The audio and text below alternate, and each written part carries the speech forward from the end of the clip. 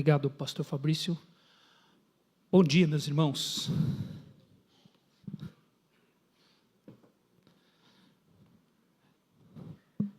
Que a graça e a paz do Senhor Jesus estejam presentes nas nossas vidas.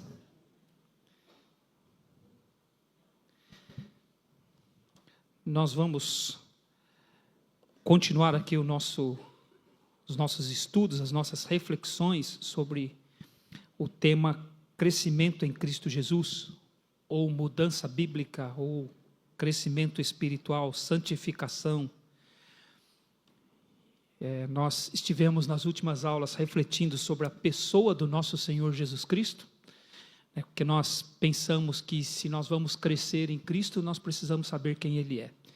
Então nós refletimos aí nas últimas 3 aulas sobre 7 aspectos do nosso Senhor Jesus Cristo. Nós vimos que Ele é soberano, Ele é salvador, Ele é amigo, Ele é perseverante, Ele é intercessor, Ele é eterno e Ele voltará. Nós refletimos bastante sobre isso, e aí, como eu disse domingo passado, nós vamos virar agora o holofote de Cristo para nós mesmos. Nós vamos refletir sobre nós e o que a Bíblia diz sobre a nossa capacidade de nos santificar, o que a Bíblia diz sobre a nossa capacidade de mudar a nós mesmos.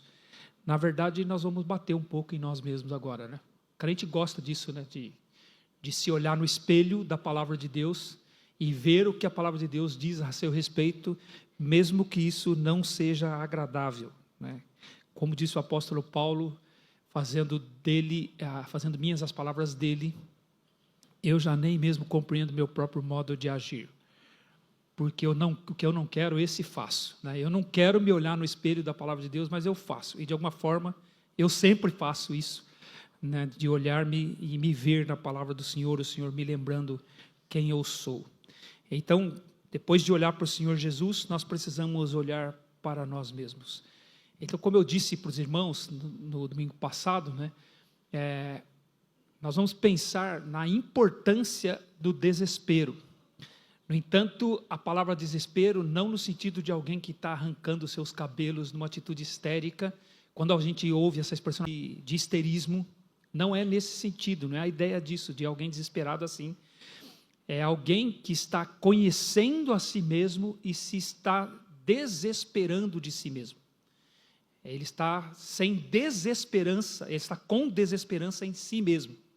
Ou seja, ele não espera de si mesmo, porque ele está se reconhecendo à luz daquilo que a palavra de Deus diz, e ele vê que nele mesmo não haverá nenhuma capacidade dele mudar a si mesmo, né?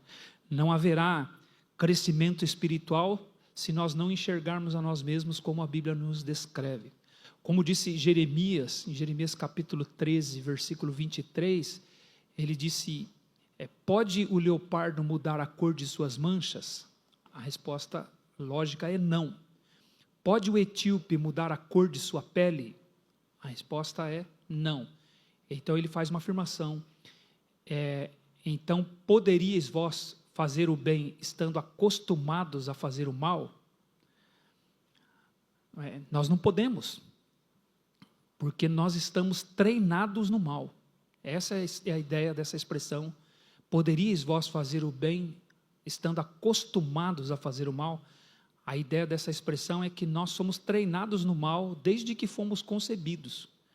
Então nós, assim como o leopardo não consegue mudar a cor de suas manchas, assim como alguém não consegue mudar a cor de sua pele, nós somos incapazes de efetuar qualquer mudança em nós mesmos, né? E a Bíblia Deus quer que nós reconheçamos isso, e por isso que Ele sempre nos lembra disso, a palavra do Senhor vai nos dizer isso o tempo todo.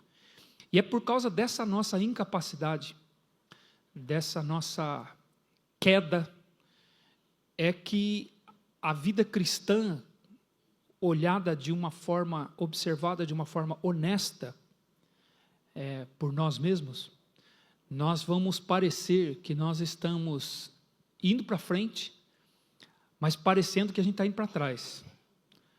Como eu disse no domingo passado para os irmãos, a gente olha honestamente a nossa vida, quem de fato olha, né, de uma forma honesta para si mesmo, vai reconhecer isso. Ele vai olhar e falar, parece que eu não mudei nada. parece que eu não cresci nada. As mudanças na minha vida, elas são quase que imperceptíveis. Mas, de fato, ele mudou. De fato, o crente muda. Se ele está vivo, ele está mudando. Coisas estão acontecendo na sua vida que estão transformando a sua vida. Então, a vida cristã, irmãos, ela é feita de muitos paradoxos, né? E esses paradoxos, eles revelam o pensamento de Deus. Deus, ele deseja nos santificar e nos dar a verdadeira alegria. Mas Deus usa caminhos que são estranhos para a nossa natureza. São estranhos para a nossa maneira de pensar, os caminhos que Deus usa. Por exemplo, o Salmo 34, versículo 18, ele diz assim: perto está o Senhor dos que têm o coração quebrantado, e salva os que estão de espírito oprimido. Então, quando eu olho para a minha vida e vejo a minha miséria, o meu estado lastimável, o meu coração fica quebrantado, meu espírito fica oprimido, porque eu estou olhando para a minha vida e não vejo esperança em mim. Eu não consigo mudar, eu não consigo. E então, eu me sinto num estado tão miserável que parece que Deus está longe. Parece que Deus não está comigo. Como é que Deus pode estar com alguém como eu? Uma análise honesta da vida vai chegar a essa conclusão. Como o Deus que é santo pode estar com alguém como eu? Esse estado miserável que eu sou. É que eu não consigo mudar nada na minha vida. Eu sou, de fato, como um leopardo que não consegue mudar a cor de suas manchas. Eu não consigo mudar a cor da minha pele. Esse é o potencial que eu tenho para mudar. Ou seja, é zero. É zero. E como é que Deus pode estar com alguém assim? Ele que é santo, sublime. E aí, Isaías capítulo 57, versículo 15, diz assim: porque assim diz o alto, o sublime, o que habita na eternidade, o qual tem o nome de santo. Ele diz: eu habito no alto e santo lugar, mas também habito com o contrito, com o abatido de espírito, para vivificar o espírito dos abatidos e vivificar o coração dos contritos. Veja, esse Deus, ele habita no mais alto lugar em que alguém pode estar, é onde ele está. No mais alto lugar. Mas esse Deus que habita nesse lugar tão alto, tão sublime, ele também habita no lugar mais baixo e miserável que alguém pode estar, que é meu coração. Sabe, o pior lugar que tem para se estar é o meu coração. E ele diz que ele habita. Então ele habita lá nas alturas, no sublime, no alto, no santo lugar, e também habita no meu coração. Quando eu olho para mim e vejo a minha miséria, quando eu olho e vejo o meu estado lastimável. Isaías capítulo 66, versículos 1 e 2, ele diz: assim diz o Senhor, o céu é o meu trono, e a terra é o estrado dos meus pés. Que casa me edificareis vós? E qual é o lugar do meu repouso? Onde vocês vão preparar o lugar para eu estar? Ele diz: porque a minha mão fez todas estas coisas, e todas vieram a existir, diz o Senhor. Mas o homem para quem eu olharei é este, o aflito e abatido de espírito, que treme da minha palavra. Então, irmãos, esse abatimento de espírito, essa contrição do coração que a Bíblia fala, ela não é, irmãos, quando nós olhamos para a nossa vida e nos vitimizamos. Oh, que miserável que eu sou. Puxa vida, olha, as outras pessoas têm uma vida confortável. E olha a minha vida, são só problemas na minha vida.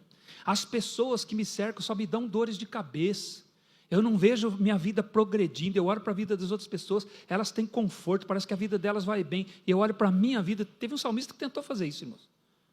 Ele tentou se vitimizar, comparando-se com outras pessoas. Que é Asaf, que escreve o Salmo número 73. E o Senhor o corrige. O Senhor fala para ele que o pensamento dele estava errado. Então essa contrição de coração, esse abatimento de espírito, não é você se vitimizar comparando com os outros, porque os outros têm coisas melhores do que você, não é isso. Esse abatimento e contrição de coração é quando você se compara com a santidade de Deus. E você olha e fala: eu deveria ser como Ele, e eu não sou. Eu deveria ser santo como ele é santo, eu deveria ser puro como ele é puro, mas eu não sou, e isso me faz tremer diante da sua palavra. Então não é quando você se fica triste, porque você queria ter uma vida que os outros têm. O Salmo 73, ele diz assim, Senhor, eu olho para a minha vida, e a minha vida está numa miséria, e eu olho para os ímpios, eles não têm problemas, os ímpios eles progridem, parece que eles são imortais. Aí Deus fala, Asaf, você está errado. E Asaf chega à conclusão, só pensar isso eu já pequei contra o meu Deus. E ele se corrige, quando ele lembra o fim dos ímpios. Ele fala, os ímpios são como a grama, vai secar, vai desaparecer como a relva. E ele fala, e eu sou eterno, eu estou na eternidade do meu Deus. Então Deus o corrige quando ele tenta se vitimizar. Então quando a gente fala no estado miserável, irmãos, na miséria do ser humano, não é miséria social, não é miséria econômica, não é miséria de saúde, não é isso. É uma miséria diante de um Deus que é santo. É essa a contrição de coração, é esse o abatimento de espírito que Deus se agrada e onde Ele vem habitar. É quando Ele se aproxima de nós. Então a gente tem que ter cuidado, porque às vezes a gente confunde, na verdade, a nossa inveja. A gente se compara com os outros e começa a lamentar a nossa vida e acha que isso é humildade, que isso é contrição de coração. Isso não é nada mais é do que uma faceta do orgulho. É uma faceta da arrogância do coração. Quando nós nos comparamos com os outros e começamos a lamentar a nossa situação. Não é? Isso é errado. Não é? A gente acabou de ler aqui, nosso irmão Edivaldo leu aqui, Jeremias 17, 9 e 10, onde o Senhor diz, enganoso o coração, mais do que todas as coisas, e desesperadamente corrupto, quem o conhecerá? Eu, o Senhor, sondo o coração, eu, o Senhor, conheço os pensamentos. Isso para dar a cada um, segundo as suas ações, segundo o fruto das suas obras.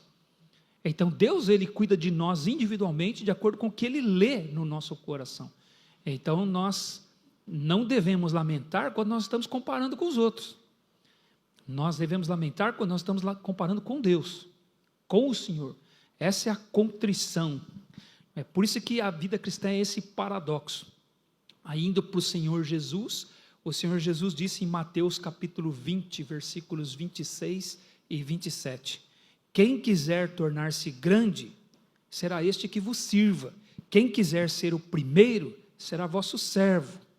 Porque os discípulos estavam discutindo quem era o maior, quem era o mais importante. E aí Jesus disse, olha, entre os homens, os que dominam são os que governam. Os príncipes dos povos exercem autoridade sobre eles. Mas entre vocês não é assim. Entre vocês, quem quiser ser grande, seja o menor. Quem quiser ser o importante, seja o que seja servo, seja aquele que se coloque numa posição de servo. Ou seja, o maior para Deus é o menor. Em outro lugar, Jesus disse, os últimos serão os primeiros. Veja, os caminhos de Deus, eles são estranhos para a natureza humana. Eles são estranhos, eles se contrastam com os nossos caminhos, né? Em outro lugar, Jesus disse, quem quiser salvar a sua vida, perdê-la-á. E quem perder a sua vida por minha causa, esse achará. Então a vida cristã, o caminhar cristão, ele é cheio de paradoxos, cheio de coisas que contrastam com a natureza humana, com os valores humanos, com as ideias humanas. O apóstolo Paulo, ele entendeu isso, ele escreve o seu testemunho pessoal na segunda carta aos Coríntios, no capítulo 12, quando você se lembra daquela passagem, quando ele recebeu uma revelação de Deus tão singular e tão impressionante para ele, que ele diz que ele não conseguia colocar em palavras aquilo que ele havia visto naquela visão que o Senhor lhe deu. Ele diz que ele viu coisas inefáveis. Inefável significa coisa que não se consegue descrever em palavras. E ele diz, às quais não é lícito ao homem se referir. Porém, para que ele não se engrandecesse por causa desta revelação, foi-lhe posto um espinho na carne, mensageiro de Satanás, para o humilhar, para o esbofetear. E ele 3 vezes pediu ao Senhor que afastasse dele este espinho. O Senhor disse, a minha graça te basta, porque o meu poder se aperfeiçoa na fraqueza. E aí o apóstolo Paulo entendeu o paradoxo da vida cristã. E aí ele diz: então, diante disso, eu sinto prazer nas minhas fraquezas, nas injúrias, nas perseguições, nas necessidades. Ele diz: nas angústias, por amor de Cristo, porque quando sou fraco é que sou forte. Essa é a vida cristã, irmãos. Essa é a vida cristã. Então, Deus ele usa esses caminhos paradoxais. Pedro escreveu assim: se pelo nome de Cristo sois injuriados, bem-aventurados sois. Peraí, Pedro, você está dizendo que eu sou injuriado? Ou seja, pessoas vão dizer injúrias contra mim, vão atacar a mim, vão atacar meu caráter, minha reputação, vão falar de mim, e você diz que eu sou um bem-aventurado? Desde que você esteja sofrendo isso por causa do nome de Cristo, por causa do seu testemunho cristão. E isso prova que sobre sua vida repousa a glória de Deus. Agora, é interessante, irmãos. Pense assim, se alguém chega e diz assim: olha, fulano está vivendo uma vida gloriosa. O que vem na sua mente? Rapaz, esse camarada deve estar bem. Ele deve estar, como diz alguém, como disse uma outra pessoa, numa apoteose cristã. Porque está vivendo uma vida gloriosa. E aí você pergunta para o apóstolo Paulo, para o apóstolo Pedro: Pedro, fulano de tal está vivendo uma vida gloriosa. Aí Pedro vai perguntar assim: que tipo de injúria estão falando contra ele? Isso é a vida gloriosa para o apóstolo Pedro. Veja o paradoxo. Sobre vós repousa o Espírito da glória de Deus, quando você é injuriado pelo nome de Cristo. Tiago disse: afligi-vos e lamentai, converta-se o vosso riso em pranto, e a vossa alegria em tristeza. É um mandamento de Tiago, da palavra de Deus por meio de Tiago, né? Ele está dizendo que eu tenho que me afligir, lamentar e chorar, converter o meu riso em choro, em pranto, e converter a minha alegria em tristeza. Por que ele está dizendo isso? Ele diz isso no capítulo 4, versículo 9 da sua carta, Tiago. Por que ele está dizendo isso?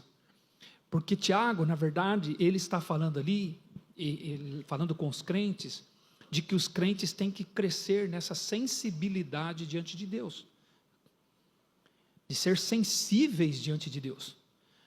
Eles têm que crescer nisso. Eles têm que ser mais sensíveis à santidade de Deus. E quanto mais sensíveis eles são à santidade de Deus, eles olham para suas vidas, eles vão ver motivo de lamento, motivo de choro. Eles vão converter de fato a sua alegria em tristeza. E agora, por que isso? Por que Deus faz isso? Por que a Bíblia nos fala desses paradoxos da vida cristã que são estranhos para a natureza humana? Será que Deus, ele deseja que nós sejamos infelizes? Será que Deus, ele tem prazer assim em nos humilhar e nos fazer sentir mal conosco mesmos? Será que Deus, ele tem prazer nisso? Deus, ele deseja nos mostrar isso, que nós não somos tão importantes assim como a gente pensa que é? Ele tem prazer em diminuir a nossa alegria? Deus, ele faz assim? Será que Deus, ele tem prazer? Por isso que ele vive nos lembrando disso? Ele vive falando de nós dessa forma? Irmãos, quando a gente lê a Bíblia, e com o coração aberto para que Deus de fato fale conosco, você não enxerga outra coisa na Bíblia. Deus, ele vem colocando o homem no seu lugar de Gênesis a Apocalipse. Essas pessoas que falam essas doutrinas aí, irmãos, de exaltação, de vitória, de enriquecimento, eles não conhecem a Bíblia. Não é a mesma Bíblia que a gente lê. Não é o mesmo Deus que nós adoramos. Essas pessoas não conhecem. Quando você conhece Deus de fato, e conhece a palavra dele, você vai ver nela um espelho. Um espelho. Então, por que Deus faz isso? É porque ele tem prazer em arrebentar conosco desse jeito? Em acabar com a gente? Não, é que o caminho de Deus, ele é um caminho oposto ao nosso caminho.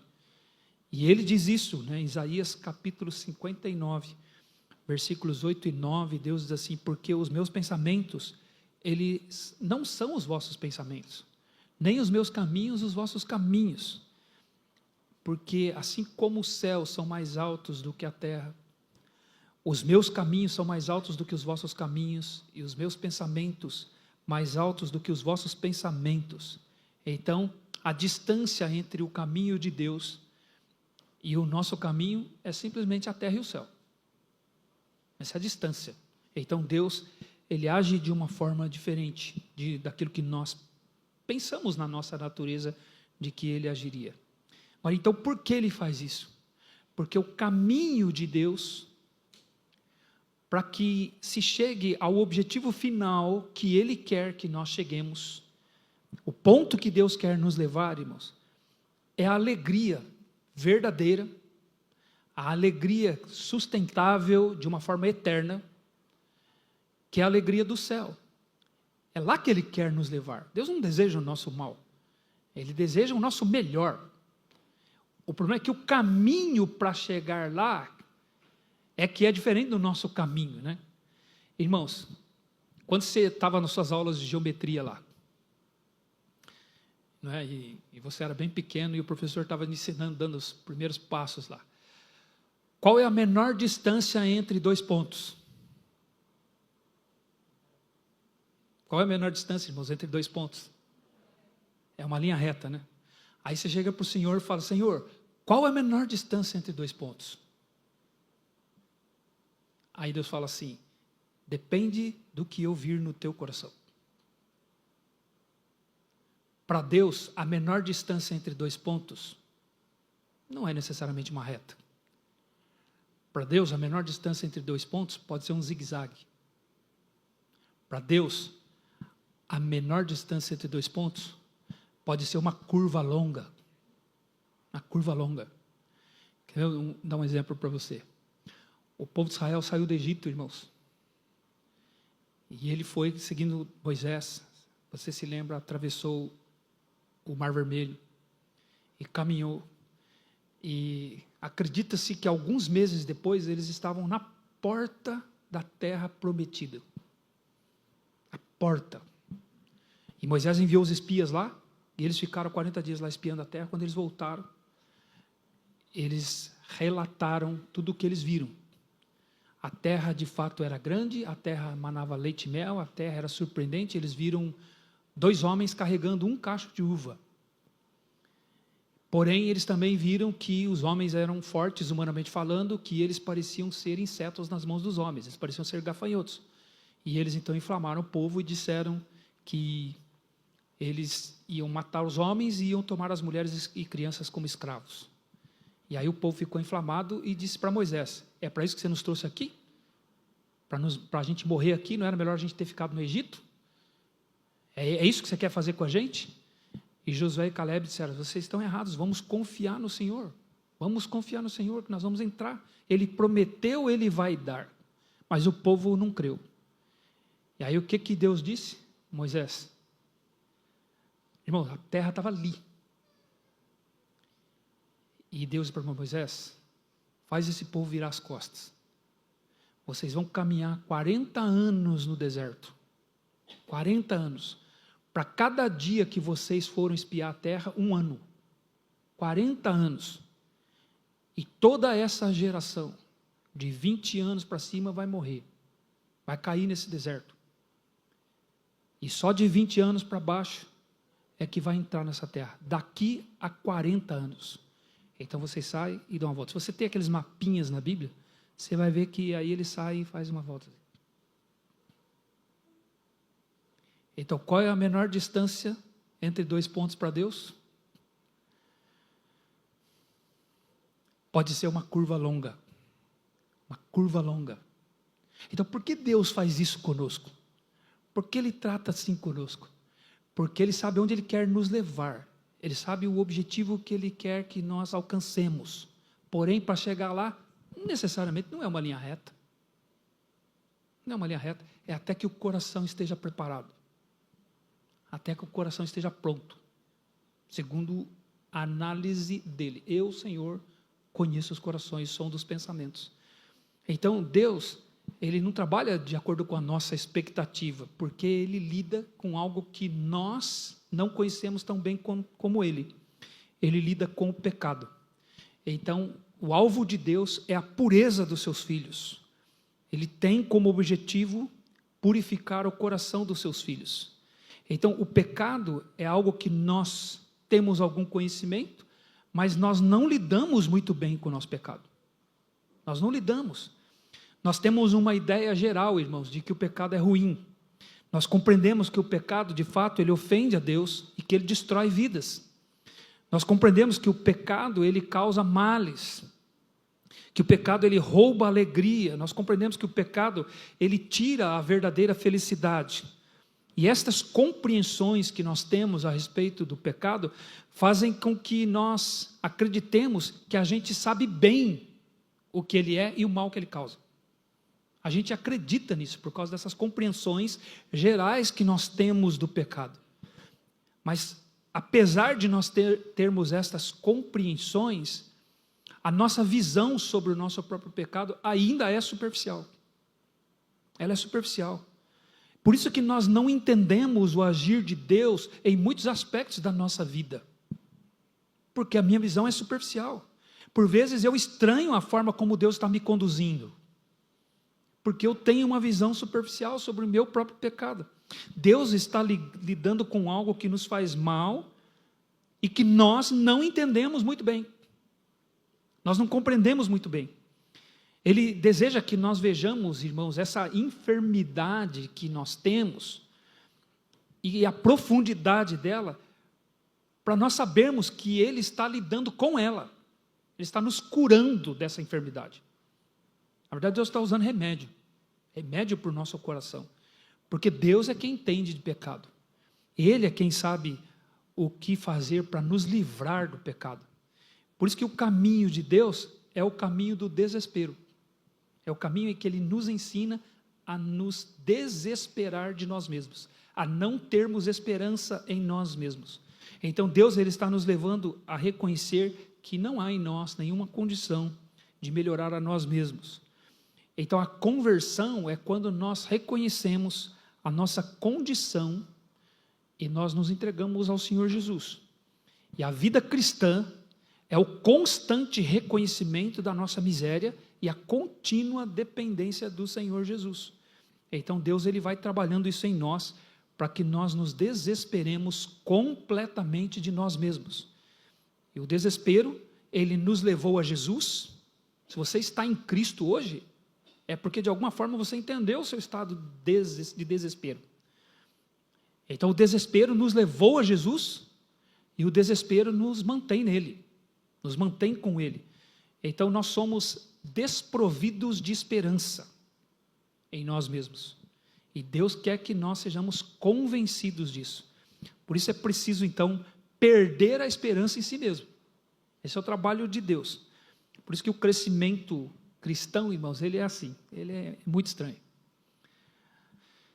Na verdade, o crescimento cristão, ele é um crescimento para baixo.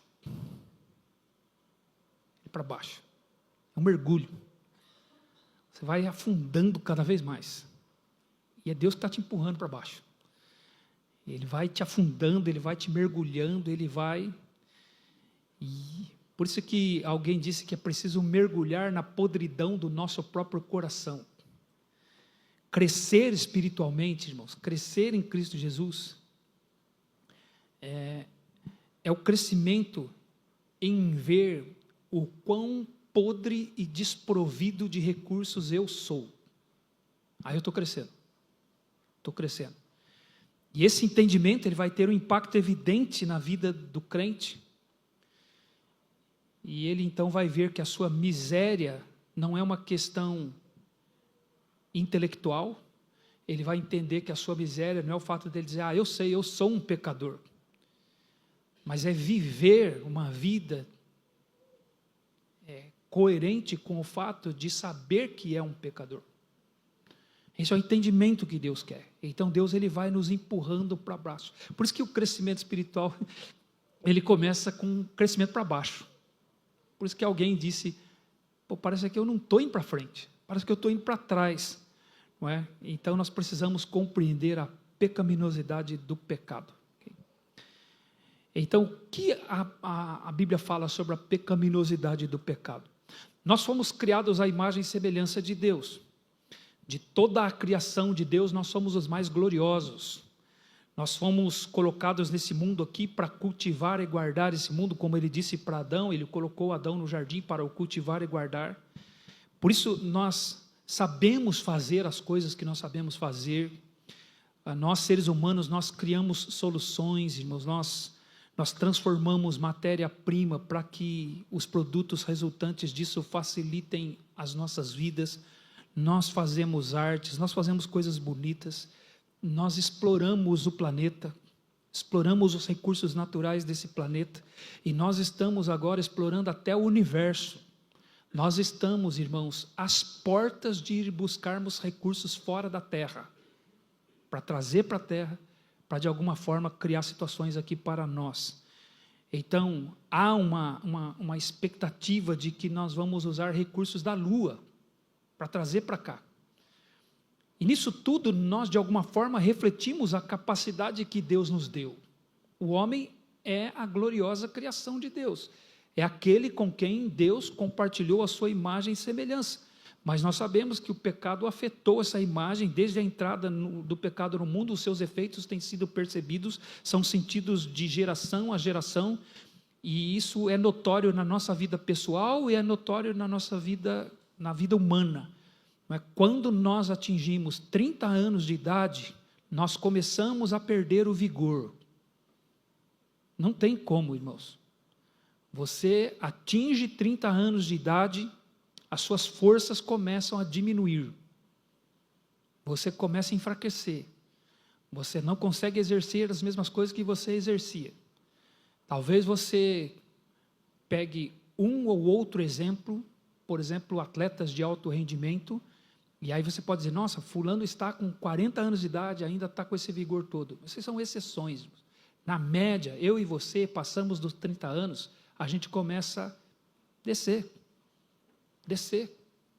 Isso são os efeitos do pecado que afetou a gloriosa imagem de Deus na criação dele. E nós começamos a envelhecer. Aí nós começamos a experimentar as doenças, nós começamos a experimentar as calamidades, nós começamos a experimentar os horrores que atingem esse mundo aqui, e você não consegue fazer nada para evitar isso. Nada. Jesus disse que por maior esforço que um homem faça, ele não consegue aumentar um côvado ao curso da sua vida. Aliás, Jesus ele foi irônico ali, né? Porque côvado é uma medida de comprimento. E é uma medida pequena, que ia na média do cotovelo até a ponta do dedo. E aí Jesus disse, com todo esforço que você faz, você não aumenta isso aí na sua vida. Você não consegue aumentar nada na sua vida. Então, os males acometeram a humanidade. E está aí, nós não precisamos ser expertos para entender onde eles estão. Eles estão por toda parte. Mas o pior dos males, aconteceu dentro de nós. Dentro do coração. Ali está o pior de tudo. O pior estrago que o pecado causou, irmãos, não está na natureza, não está o fato de a gente ter as doenças, ter essas calamidades que a gente tem que enfrentar nesse mundo aqui contaminado pelo pecado, como Deus disse para Adão, não é? Toda a terra é maldita por tua causa, essa maldição da terra toda. Ele não é o pior mal. O pior mal que o pecado causou está dentro de cada um de nós, está dentro de você. As nossas mentes e os nossos corações, eles foram infectados de uma tal forma tão profunda pelo pecado, que a gente deseja o que é proibido. Começa por aí, a gente deseja o que Deus proíbe. A gente deseja o que Deus diz que não é santo. A gente deseja aquilo que Deus, Ele nega. Ele diz que não é bom para nós, mas a gente deseja. A Bíblia chama isso de paixões. As paixões da carne. As paixões mundanas, elas estão dentro de nós. Então já começa por aí, a gente deseja o que Deus não quer. Irmãos, nós celebramos a infelicidade dos outros. Que feio, né? Que feio. Mas a gente celebra quando a gente não gosta de alguém, e esse alguém se dá mal, no fundo do nosso coração, há fogos e artifícios. A alegria lá dentro, porque aquela pessoa se deu mal. Por isso que Provérbios vai dizer, não te alegres quando caíres do teu inimigo, para que Deus não desvie dele a sua ira. Mas o nosso coração se alegra. Que feio, que podridão a nossa. Mas a gente é tão terrível, que eu vou dar um exemplo bem corriqueiro, que você precisa entender o que é o mal. Há alguns anos atrás, nós, IBPI, Igreja Batista Parque Industrial, essa mesmo que você está aí sentado nesse banco aí, nosso grupo de jovens foi participar de um encontro com outros jovens de outras igrejas. Era aquilo que a gente chamava de intercâmbio. E aí, o que faz? Faz jovens, tem que fazer coisa para divertir, né? Para entreter. Então, teve lá o estudo bíblico, tudo, e aí participamos lá do estudo bíblico e tal. Terminou, teve gincana bíblica.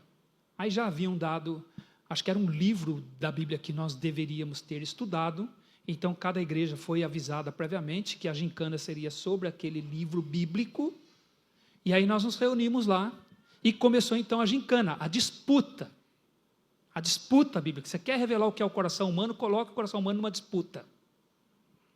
Aí começou a disputa, para ver quem sabia mais da Bíblia. E aí, de repente, irmãos, a pergunta era para outra igreja. E aí eles foram responder. E eles erraram. Sabe o que nós fizemos? Pulamos no banco de alegria, porque eles erraram. Nós comemoramos o fato dos nossos irmãos não saberem a Bíblia.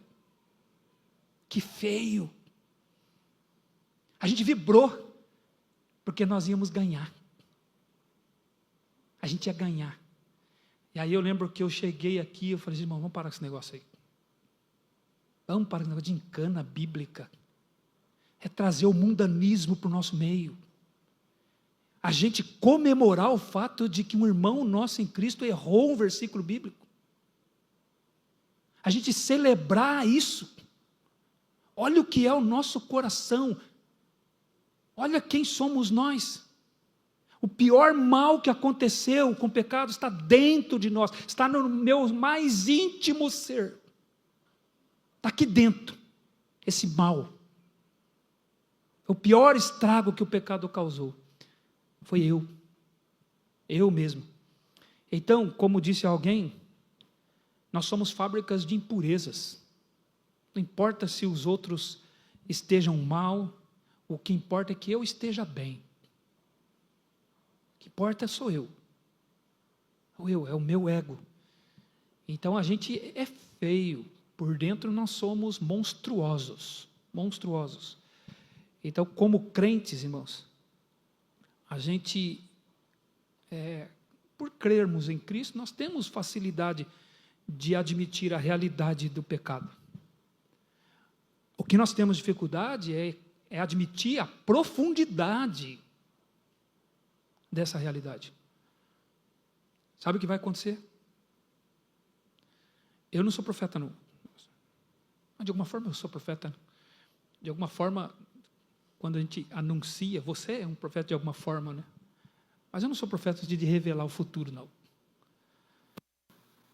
Mas eu posso prever o que vai acontecer. Quando terminar essa aula aqui, aqui dentro ainda, antes da gente sair por aquela porta, nós vamos nos distrair. Nós vamos mudar de assunto. Nós vamos falar de outras coisas. Nós vamos ignorar por completo tudo isso que está sendo dito aqui. Você sabe por quê? Porque o nosso coração ele é tão enganoso, ele é tão feio, que ele é capaz de esquecer rapidinho tudo que é dito contra ele. Rapidinho ele esquece. Você nem lembra mais. É capaz de você sair daqui, estar brigando com alguém aqui, antes de sair daqui. Discutindo coisas. Antes de sair daqui para aquela porta. Porque a Bíblia diz isso. A Bíblia diz isso. Jesus disse isso sobre nós. Então, irmãos, é feio. Essa profundidade ela é feia. E o coração ele tem uma defesa contra esse reconhecimento. Ele não quer reconhecer. Então a gente admite a realidade do pecado, mas não a profundidade dele. A gente diz, ninguém é perfeito, todos nós cometemos erro. E essa frase, irmãos, ela reflete esse pensamento superficial que nós temos a respeito de nós mesmos. A generalização do pecado, irmãos, ela nos faz deixar de enxergar quem eu sou. Então eu me escondo na generalização. Eu me escondo na multidão, como alguém disse. A questão do entendimento sobre o crescimento espiritual, irmãos, não é que nós estamos correndo na direção certa e às vezes tropeçamos. Quando a gente pensa no crescimento espiritual, não é isso, eu estou correndo na direção certa, é que às vezes eu tropeço. Não, a gente começa a crescer espiritualmente quando a gente reconhece que a gente está correndo na direção errada. Ali eu começo a crescer espiritualmente, quando eu noto, eu olho a minha vida e reconheço que eu estou correndo na direção errada. Então o meu coração, ele quer me convencer de que eu sou uma pessoa boa, é que às vezes eu tropeço. É isso que o meu coração quer que eu me convença, mas a realidade é o contrário disso. Eu não sou uma pessoa boa. E irmãos, na verdade, Deus ele diz assim, ele diz para mim, eu não sou uma pessoa boa. Se eu consigo alguma virtude, é porque a graça dele está em mim. É a graça dele. Os tropeços, eles não são uma realidade da nossa vida. Na verdade, a gente é caído. E Deus é que nos levanta. Deus é que nos levanta. A realidade é que nós ficamos mais tempo estirados no chão do que de pé, na nossa caminhada do crescimento espiritual. E quando nós enxergamos isso, então de fato nós começamos a crescer. Então o pecado, ele se manifesta, irmãos. E como é que ele se manifesta? Como é que se manifesta o pecado? O pecado, ele se manifesta no impedimento de que nós reconheçamos o nosso coração. A manifestação do pecado é fazer-nos não enxergar aquilo que nós somos. Então, como uma pessoa ela demonstra que de fato ela é uma pecadora? Ela faz mal para os outros. Ela faz o que Deus diz para não fazer. Ela mente, ela ofende, ela tem inveja, ela tem ciúmes, essa pessoa é gananciosa, ela explora outras pessoas, ela mata. Isso é o que nós vemos então para definir que essa pessoa ela é uma pessoa pecadora, é uma evidência de que ela de fato peca contra Deus. Todos esses males. Mas isso é o que nós vemos, é o que nós julgamos a respeito dessa pessoa. A grande evidência do mal, irmãos, no coração humano, a grande evidência do pecado no coração humano é a dificuldade que a pessoa tem de enxergá-lo na sua própria vida. A grande dificuldade, o grande mal que o pecado me causa é me cegar para que eu não enxergue o mal que está na minha própria vida. Essa é a maior evidência do pecado. E não se a pessoa mata, se a pessoa mente, se a pessoa rouba, explora, trai, adultera, seja lá o que for. Esses são males mesmo, são causados pelo pecado. Mas o pior sintoma do pecado, a maior evidência do pecado, é a dificuldade da pessoa enxergar quem ela é diante de Deus. Essa é a maior dificuldade. Martin Lloyd Jones, irmãos, ele disse o seguinte, achei muito interessante esse dizer dele. Ele diz assim, você nunca se permitirá sentir como um pecador. Porque como resultado do pecado, há um mecanismo em você que o defenderá de toda acusação. Dentro de você tem esse mecanismo. Ele diz assim, estamos todos sempre em muito boa relação conosco mesmos. E podemos sempre apresentar um bom argumento em favor de nós mesmos. Esse é o sintoma do pecado. É um mecanismo de defesa que ele tem. Então ele não se permite convencer, ele não permite você se convencer de que você de fato é aquilo que Deus diz que você é. Ele não deixa eu perceber. Por isso que eu falei, é capaz de a gente sair dessa aula aqui, irmãos, e nós vamos esquecer tudo isso aqui. essa acusação que Deus faz contra nós, a gente esquece. E o que é isso? É o fato de eu ser um pecador. Eu tenho esse mecanismo de defesa, ele me distrai. Me lembro quando Jesus ele falou que o semeador saiu a semear e ele lançou a semente. E uma parte da semente caiu à beira do caminho. E sabe o que ele disse? Isso é, irmãos, o fato daquele que a palavra foi lançada para ele, mas Satanás vem e arrebata. Tira dele. Isso que acontece conosco. Você pensa que não acontece conosco? Nós ouvimos coisas, mas acabou, a gente já se distrai. O nosso coração começa a trabalhar imediatamente em nossa defesa. Esse mecanismo de defesa começa a funcionar. E aí a gente, não foi comigo. Eu digo, não, isso não foi comigo. Você deve ter sido com alguém aqui dentro. Deve ter sido com alguém, não é de mim isso aí. E a gente esquece. Nós nos esquecemos muitas vezes. Aí eu fico vendo assim, o trabalho que Deus tem para me santificar. Ele não desiste de mim. Aí ele vem e fala de novo. Ele vem e me lembra de novo. E ele é insistente nisso porque ele nos ama. Então o pecado é como se nós sofrêssemos de uma doença, irmãos, em que um dos sintomas é nos sentir saudáveis. É assim que o pecado funciona em nós. É como se nós sofrêssemos de uma doença em que eu me sinto bem, animado, disposto. A doença está me matando, mas eu estou bem. Posso correr, posso praticar esporte, eu posso subir, eu posso pular, eu posso dançar. Não é? É por isso que a Bíblia fala com frequência do nosso pecado como uma cegueira. É uma cegueira. O pecado, ele é terrível. Ele escraviza, fazendo a pessoa pensar que é livre. O pecado, ele aleja, levando a pessoa a pensar que ela está correndo livremente pelo mundo. Ela está aleijada, mas ela pensa que está correndo. É por isso que a obra do Senhor Jesus Cristo, ela é verdadeira libertação. Ele veio para libertar. Abra a sua Bíblia em Isaías capítulo 42.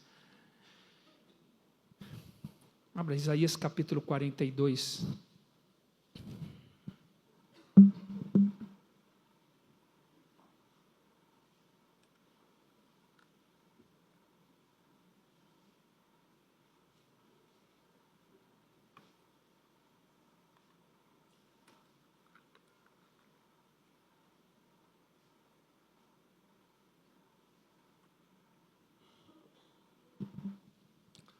Agora, irmãos, eu não estou dizendo que é para terminar a aula aqui e todo mundo se abraçar aqui e começar a chorar.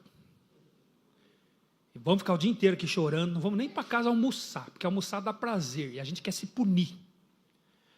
Então nós vamos ficar aqui, em jejum, e vamos emendar aqui com o culto à noite, e vamos sair daqui todo mundo chorando hoje à noite, e vamos nos punir por causa disso. Não é isso que eu estou dizendo. O que eu estou apresentando é uma realidade muito fácil de ser percebida. O nosso coração desvia a nossa atenção daquilo que importa. É isso que eu estou dizendo, é uma realidade. É que demonstra a nossa miséria e a nossa dependência de Deus. A nossa dependência do Senhor. Isaías capítulo 42, nós vamos ler o versículo 1 e depois os versículos 6 e 7. Isaías capítulo 42, ele diz assim: eis aqui o meu servo, a quem sustenho, o meu escolhido, em quem a minha alma se compraz. Pus sobre ele o meu espírito, e ele promulgará o direito para os gentios. Aqui ele está falando de Cristo Jesus. Na verdade é uma profecia aqui sobre o Senhor Jesus Cristo. Por isso que quando Jesus foi batizado, Deus disse a respeito de Jesus, este é o meu filho amado em quem a minha alma se compraz. A ele ouvi. Depois ele diz isso também para Pedro, João e Tiago, lá no Monte da Transfiguração. Eles ouvem esta mesma expressão. Então Isaías está dizendo aqui, isso aqui se refere a uma profecia sobre o Senhor Jesus Cristo. E aí veja o versículo 6, ele diz: eu, o Senhor, te chamei em justiça, tomar-te-ei pela mão, e te guardarei, e te farei mediador da aliança com o povo, e luz para os gentios, para abrires os olhos aos cegos, para tirares da prisão o cativo e do cárcere os que jaziam em trevas. Olha a obra de Cristo Jesus. A obra de Cristo Jesus é abrir os olhos do cego, tirar da prisão o que é cativo e trazer para a luz aquele que está nas trevas. Agora é interessante, irmãos, este cego não acha que é cego, esse escravo acha que é livre, e esse que está nas trevas pensa que está na luz. Porque o sintoma do pecado no coração dele é enganá-lo. Então ele não acha que precisa de fato de visão, ele não acha que precisa de libertação, e ele não acha que precisa de luz. Ele acha que tudo vai bem na vida dele. Ele não enxerga isso, mas é exatamente o que o Senhor Jesus veio fazer. Abra também em João capítulo 15. João capítulo 15.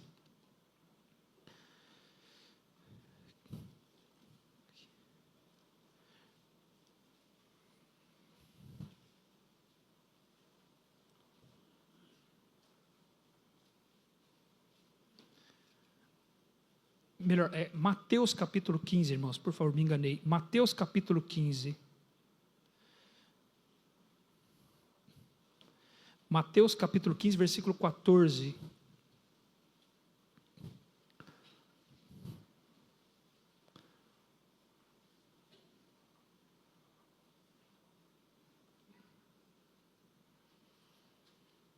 O que acontece aqui, irmãos, é que os fariseus, eles estavam criticando os discípulos de Jesus porque eles comiam sem lavar as mãos. E aí Jesus vai dizer para eles que eles também transgrediam a lei de Deus, porque eles diziam que um homem poderia dar oferta no templo e com isso ele não precisava cuidar dos seus pais. E aí Jesus disse que eles então transgrediam a lei de Deus por causa de suas tradições. Quando Deus disse que os pais devem ser honrados, os pais devem ser cuidados, e eles não faziam isso.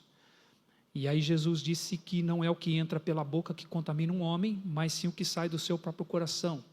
E aí os discípulos perguntam: Senhor, mas o Senhor não acha que os fariseus vão se escandalizar com isso que o Senhor está dizendo? O Senhor não acha que eles vão fazer? Eles perguntam no versículo 12, e aí no versículo 13 Jesus responde: toda planta que meu Pai Celestial não plantou será arrancada, deixai-os, são cegos, guias de cegos. Ora, se um cego guiar outro cego, cairão ambos no barranco. Então o que Jesus está dizendo aqui sobre a realidade do pecado? A realidade do pecado é cegar, é não deixar a pessoa enxergar. E como nós somos salvos, mas ainda estamos sendo santificados, o pecado está em nós. E se o pecado está em nós, ele está sempre tentando nos cegar, sempre tentando nos impedir de enxergar-nos como de fato nós somos. Ainda, vira as páginas da sua Bíblia, vai para o Evangelho de João, João capítulo 9, quando Jesus cura aquele cego de nascença.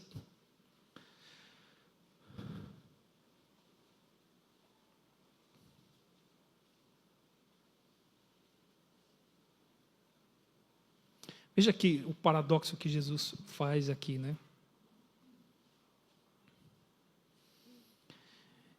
Na verdade, Jesus cura o cego de nascença, e todo o capítulo aqui, ele gira em torno desse milagre do Senhor Jesus Cristo e dessa faculdade que Jesus tem, esse poder que Jesus tem de nos dar a faculdade de enxergar de fato as coisas como são. Então ele cura aquele cego. E aí os fariseus, eles perguntam, Jesus então entra num debate por conta daquilo que ele fez com o cego. E aí o versículo 40 nos diz: alguns dentre os fariseus que estavam perto dele perguntaram-lhe: acaso também nós somos cegos? Então, eles não enxergam, eles não enxergam que eles não enxergam. Essa é a ideia, eles não reconhecem isso, essa deficiência deles. E Jesus diz no versículo 41, se fosseis cegos, não teríeis pecado algum, mas agora dizeis, nós vemos, subsiste o vosso pecado. Então Jesus, ele confronta eles, ao fato de vocês não reconhecerem que vocês não enxergam, é que faz de vocês os pecadores. Aliás, o fato de vocês resistirem a enxergar o seu pecado é que faz de vocês pecadores.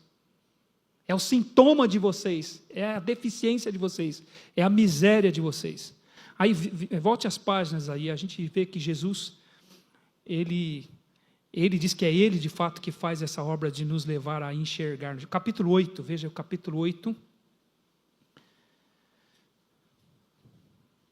versículo 12.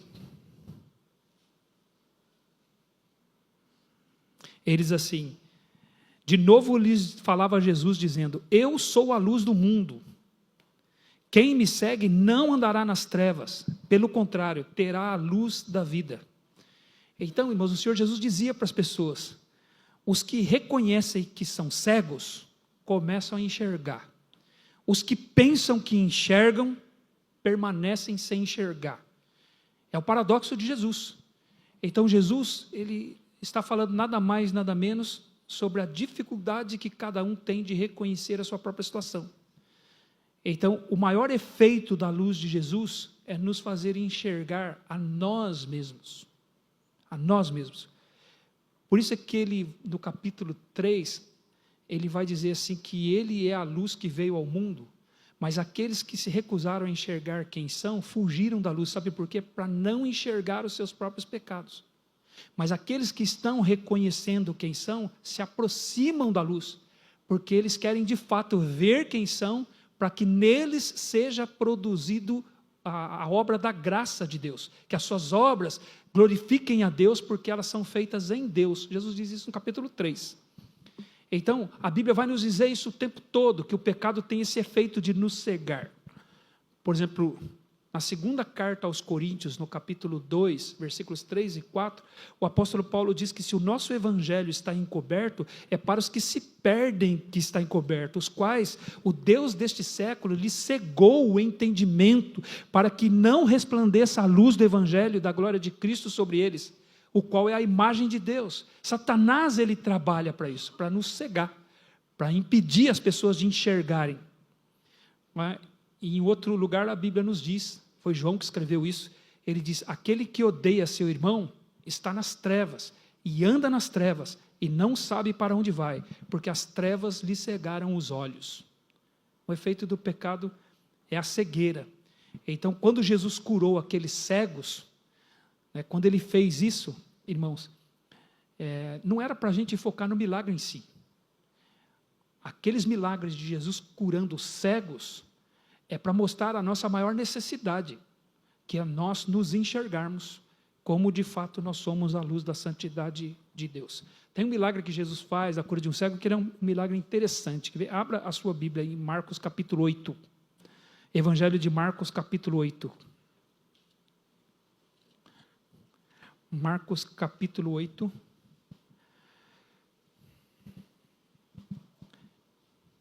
Versículos de 22 a 26.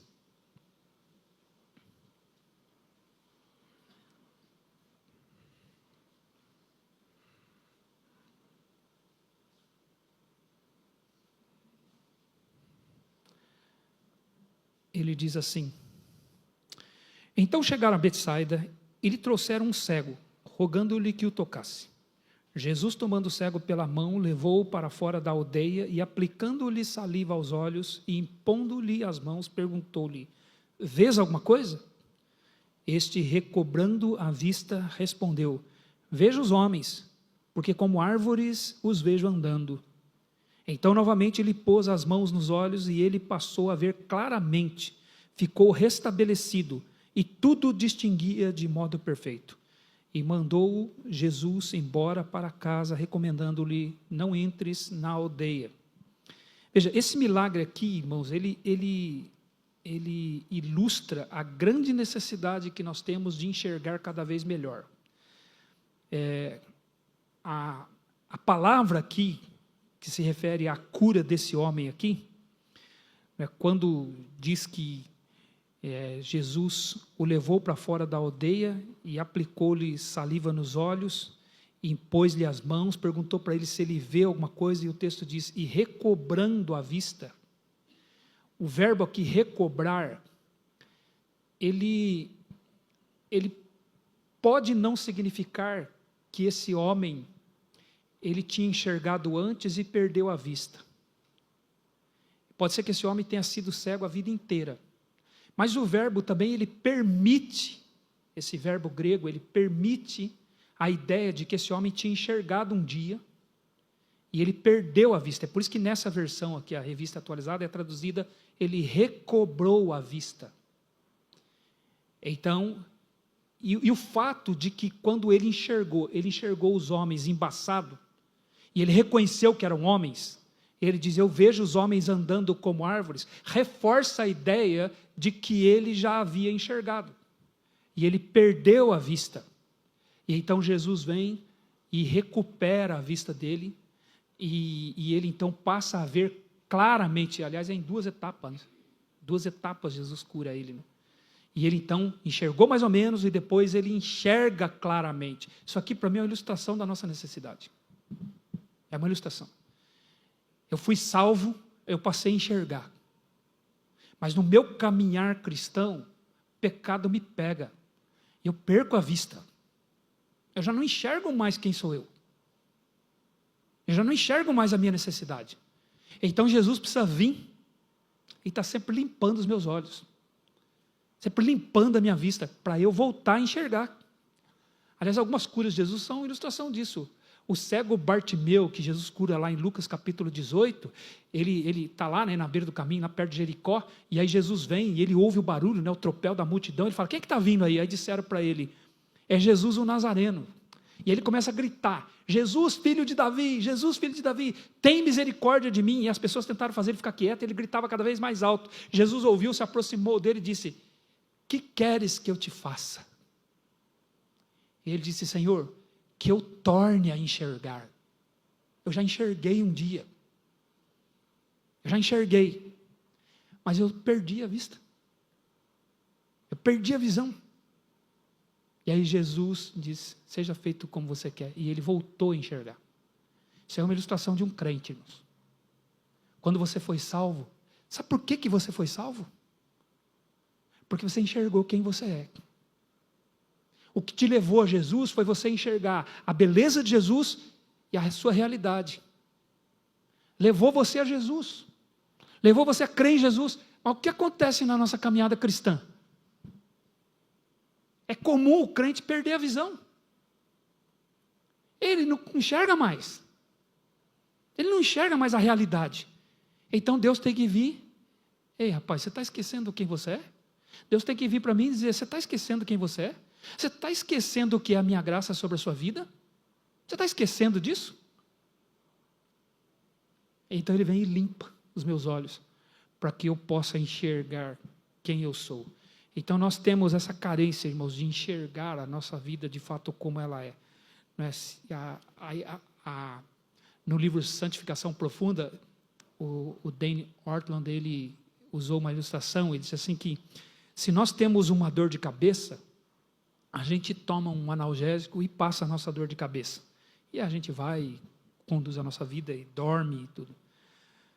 Mas se nós temos um câncer, a gente, sem pensar, a gente se sujeita a uma cirurgia invasiva, a gente se sujeita a um tratamento de quimioterapia, nós não nos importamos se os nossos cabelos vão cair, nós não nos importamos com os efeitos colaterais da quimioterapia, porque nós estamos conscientes da gravidade da doença que nós temos.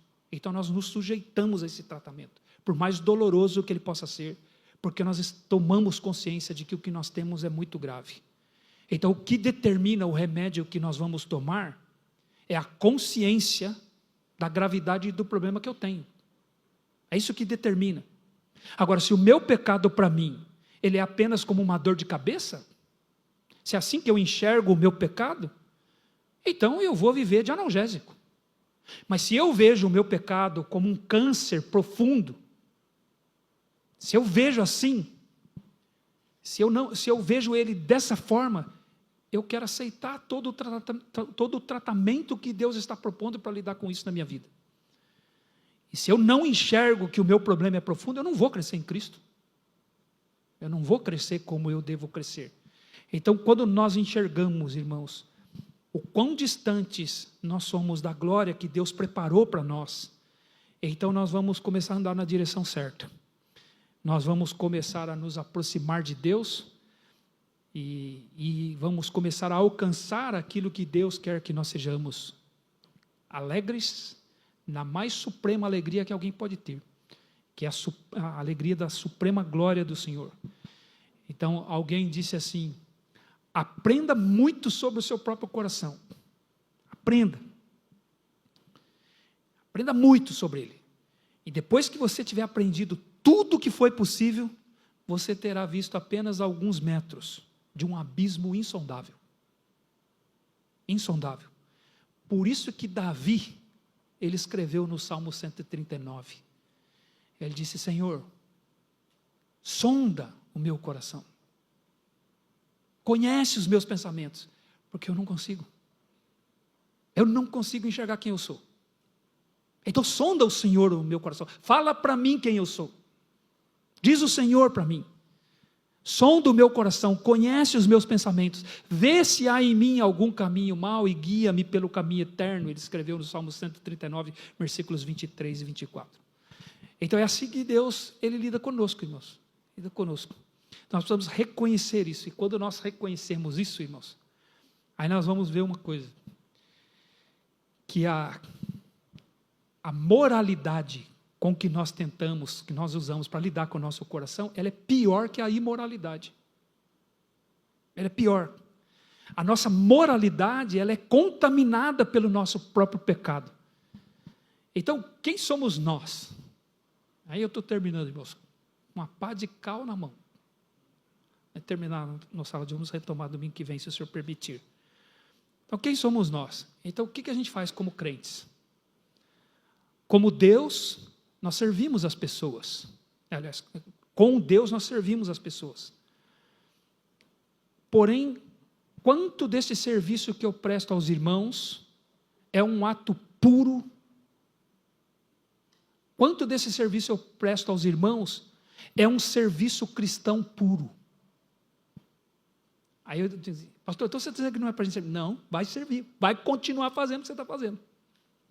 Mas a pergunta é, o quanto disso é puro? Será que o que eu fiz foi de fato motivado pelo serviço a Deus? Ou havia ali, irmãos, alguma contaminação pelo desejo de trazer notoriedade para mim mesmo? Mas essa é a luta do crente. Nós somos miseráveis. Veja, irmãos, Deus me deu o dom de ensinar a palavra.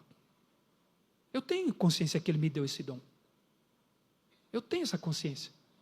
Eu me preparo para ensinar a palavra porque eu sei que estou exercendo o dom que Ele me deu. Eu faço uso desse dom porque sei que essa é uma forma de eu amar a igreja dEle, de conduzir a igreja dEle para Ele, para conhecê-lo, para saber quem Ele é, para trazer glória para Ele. Mas eu vivo uma dicotomia. O quanto disso eu faço de fato para servir a Deus ou para trazer notoriedade para o meu nome? O quanto disso? Há um lado de mim aqui que fica perguntando: você foi bem? Você fez bem o seu serviço? As pessoas apreciaram o que você fez?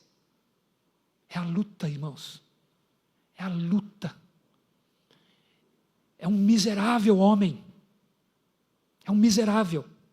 Então, quando você serve a Deus, quando você serve os irmãos, o quanto disso é puro? O quanto disso de fato foi serviço abnegado? O quanto? Será que no fundo não há ali alguma contaminação dizendo: olha como você é bom, olha como você faz as coisas, ninguém faz o que você faz, ninguém estava aqui fazendo o que você fez, você serviu a igreja, você serviu os irmãos. Então, no meio disso tudo, nós somos tentados a transmitir uma imagem boa de nós mesmos. Há essa contaminação em nós, essa miserabilidade. Então nós vivemos, irmãos, essa dicotomia entre a miséria, o reconhecimento da miséria e a tentativa de mostrar virtudes, como se elas fossem produtos de nós mesmos, como se essas virtudes fossem os efeitos da nossa capacidade. Como o Agostinho disse, nós somos capazes de apresentar o pecado travestido de virtude. Eu sou capaz de estar pecando e dando aparência de que eu estou servindo a Deus. Estou servindo os irmãos. Irmãos, algumas passagens bíblicas, elas combatem a imoralidade. Não é? Há passagens na Bíblia dizendo que nós devemos, que é a vontade de Deus, que nós devemos ser santos e deixarmos a podridão sexual, deixarmos a promiscuidade sexual, a lascívia. Isso é um combate direto à imoralidade, a deixar a mentira, a deixar o furto, a deixar a ira. É um combate direto. Mas há textos bíblicos que combatem a nossa moralidade. Aliás, o apóstolo Paulo escreveu as cartas de Gálatas e Colossenses. Essas cartas, elas não combatem diretamente a imoralidade. Elas combatem a moralidade. É o fato de alguém se apresentar como sendo um bom crente, no fundo, aquilo é falso. Agora, o que a gente faz? Então a gente não vai servir, é melhor a gente não servir. Então é o que o seu coração vai dizer para você. Se é assim, pastor, então é melhor a gente parar, porque a gente está sendo hipócrita. Então não vamos servir ninguém. Vamos parar com tudo isso aqui? É melhor a gente assumir mesmo. Não. Você vai continuar fazendo, mas dizendo, Senhor, que o Senhor tenha misericórdia de mim, porque a minha carne quer mostrar que eu sou bom. A minha carne quer mostrar que eu tenho virtudes. E se eu sou o que sou, como disse o apóstolo Paulo, é pela tua graça. É pela tua graça. Então Deus não quer que a gente pare, Ele quer que a gente continue, só que reconhecendo a coisa certa. É aí que começa o nosso crescimento espiritual. É aí que começa. Então por isso que há passagens bíblicas que combatem a moralidade. Por exemplo, os evangelhos, os 4 evangelhos, era Jesus combatendo direto aqueles que pareciam bons. Os supers da época. Os imorais da época, irmãos, eles se arrependeram e foram para os pés de Jesus. Foram para os pés de Jesus. Os cobradores de impostos, os pecadores, sabe? Essas pessoas se arrependeram e foram para os pés de Jesus. Os morais da época, a elite religiosa da época questionou Jesus, rejeitou Jesus, duvidou de Jesus, odiou Jesus, e no final fez o quê? Matou Jesus. Foram os moralistas, os morais da época. Então o fato, irmãos, é que num olhar cristalino assim, num olhar límpido das nossas vidas cristãs, nós sempre vamos ver o nosso pecado. E quanto melhor nós ouvirmos, mais nós vamos crescer espiritualmente. Por isso é que a vida cristã é como se você andasse para frente, parecendo que está andando para trás. É como se você estivesse subindo, parecendo que você está descendo. Então o que a gente tem que fazer? A gente tem que morrer antes que a gente morra. Morrer para nós mesmos, enquanto nós estamos aqui nesse mundo. Porque depois que você morrer nesse mundo, não tem como mais você morrer para si mesmo. Então nós somos chamados a morrer para nós mesmos, antes que a gente morra. Então essa é a ideia. Morra antes que você morra. Isso é amar, isso é servir, é negar a si mesmo. Então nós vamos fazendo, mas reconhecendo quem nós somos. Essa é a pecaminosidade do pecado. Então Deus, Ele vai nos afundando, para a gente chegar no ponto onde nós não podemos ir mais para baixo. E quando eu chegar no ponto mais baixo, que não tiver condição de eu ir mais para baixo, só tem uma opção. E qual é a opção, irmãos? Quando você chega no fundo do poço, só resta o quê?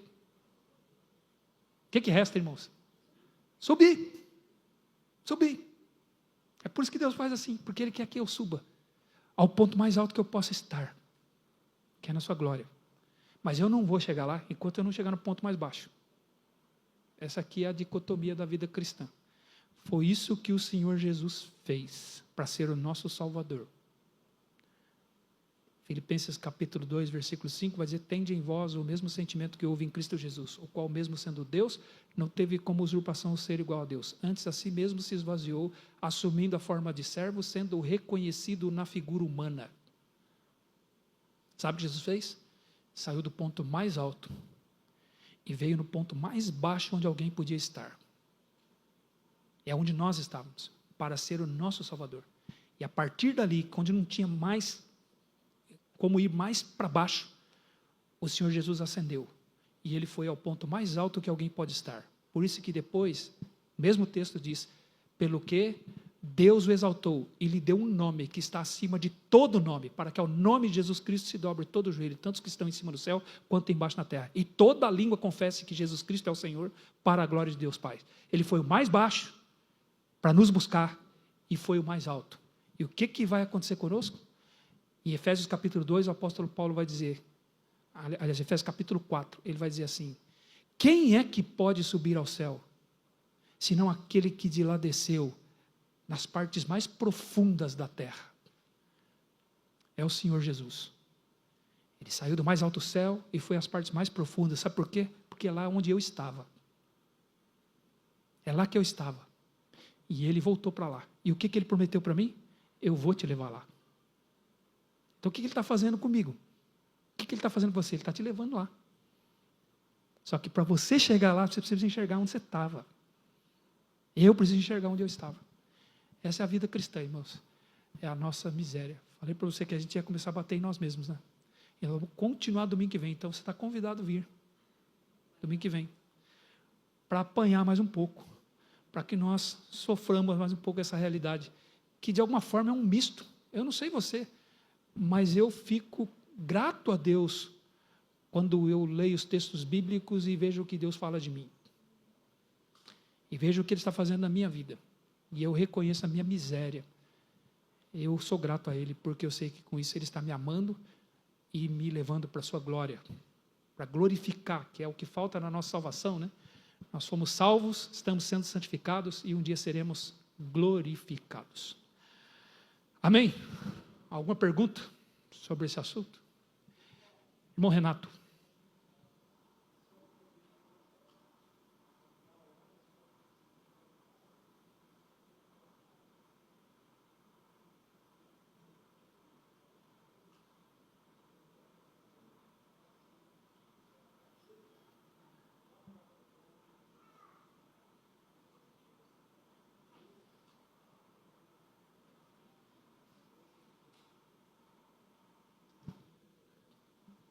Amém, né? Como o irmão Renato está dizendo, né? Que esse é o efeito da palavra de Deus em nós, né? É nos fazer enxergar mesmo quem nós somos. E em resumo o que nós dissemos aqui, né? A palavra de Deus me empurra para baixo. Me empurra para baixo. E depois para me levar para cima. É por isso que eu gosto do batismo por imersão, irmãos. Isso é me leva para baixo. Depois me levar para cima. Não é? É por isso que eu gosto disso, pela ilustração que isso de fato representa. Então nós somos assim. Nós precisamos desse espelho sempre diante de nós. Mas alguém? Vamos orar então, vamos agradecer ao Senhor. Senhor Deus e Pai, nós queremos ser gratos a Ti, Senhor, pela Tua palavra.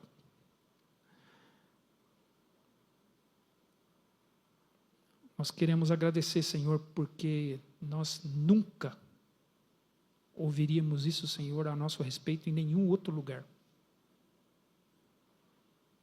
Nenhum outro livro, Senhor. Ninguém poderia nos dizer essas coisas a não ser o Senhor. Então, como disse Pedro, Senhor, para onde nós vamos? Para quem iremos nós? Se Tu tens as palavras de vida eterna. E nós te agradecemos, ó Pai. Porque, de fato, quando o Senhor fala assim a nosso respeito, Senhor, isso nos entristece. Isso nos faz encarar, Senhor, a nossa podridão. Mas nós somos gratos porque nós sabemos o que disso resulta. Porque o Senhor mesmo diz que o Senhor não entristece de bom grado aos Teus filhos. Mas o Senhor faz isso para produzir o verdadeiro arrependimento que conduz à vida. Então nós te agradecemos por isso. Nós te agradecemos, ó Pai, pela Tua palavra, Senhor, por esse espelho que é colocado diante de nós. Para que nós, Senhor, possamos, a partir desse ponto, Senhor, mais baixo em que alguém possa estar, possamos ascender, possamos trilhar o caminho do crescimento espiritual. O caminho, Senhor, da nossa semelhança com Jesus Cristo. O caminho da glória que está reservada para nós, ó Pai. Então nós te agradecemos, Senhor, porque sabemos que esse é o efeito. Ó Pai, então te louvamos, Senhor, pela tua palavra. Mas ao mesmo tempo, Senhor, nós pedimos a tua misericórdia, porque o Senhor diz que o nosso coração é enganoso. Ó Pai, o Senhor diz que o mal que há em nós, ó Pai, é de fato, Senhor, a ação do nosso coração e nos convencer de que não há mal em nós. Então, certamente, Senhor, essas palavras, o nosso coração, Senhor, a nossa natureza, Senhor, esse mecanismo que há em nós, tratará, Senhor, de lançá-lo no esquecimento. Ó Pai, a nossa natureza se opõe a estas coisas. Então, ao sairmos daqui, Senhor, certamente nós vamos esquecer isso, Senhor. Nós vamos sair, Senhor, esquecer como era o rosto que nós vimos no espelho. Ó Pai, então tenha misericórdia de nós. Nos ajuda, Senhor. Ó Pai, nós não queremos, Senhor, vivermos uma vida de lamento, Senhor, num vitimismo. Mas nós queremos, ó Pai, lamentar o lamento que produz a verdadeira alegria. Ó Pai, é isso que nós queremos para a nossa vida. Então nos ajude, tenha misericórdia de nós. Porque reconhecemos, ó Pai, que o nosso coração, ele é assim. Então tenha misericórdia, purifica-nos. Como disse Davi, Senhor, nós também dizemos a Ti, purifica-nos, lava-nos. Ó Pai, nós ficaremos mais alvos do que a neve. Então cuida de nós, Senhor, nos ajuda, para que nós possamos de fato crescer em Cristo Jesus, obedecendo esse mandamento que o Senhor nos deu. Crescer, Senhor, na graça e no conhecimento dEle. Nós oramos assim, Senhor. Oramos agradecidos, ó Pai, por essa manhã, pedindo que o Senhor dê a todos nós um bom domingo e que logo mais à noite nós possamos estar juntos novamente.